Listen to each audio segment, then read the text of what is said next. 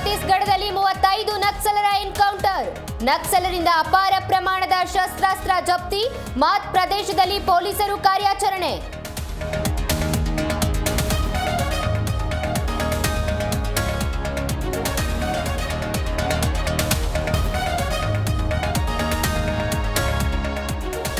Tractor ಮತ್ತು bullet bike ನಡುವೆ ಅಪಘಾತ.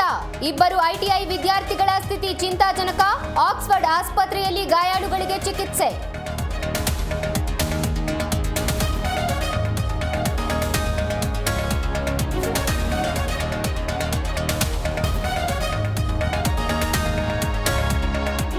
ಸಿಎಂಗೆ ಜಾತಿ ಗಣತಿ ಅನುಷ್ಠಾನದ ಸಂಕಷ್ಟ. ಅಹಿಂದ ನಾಯಕರಿಂದ ವರದಿ ಜಾರಿಗೆ ಒತ್ತಡ. ಮೂಡ ಗದ್ದಲ ಡೈವರ್ಟ್ ಮಾಡೋಕೆ ವರದಿ ಅಸ್ತ್ರನ.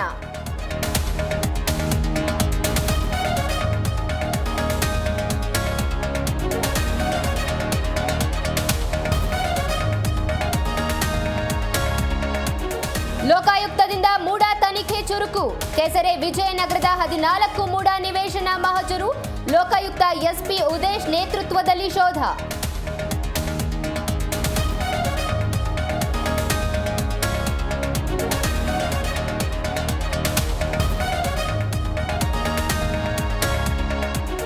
ಕಟಕಟೆಯಲ್ಲಿ ಕಾಟೇರನ ಪರ ನಾಗೇಶ್ ವಾದ.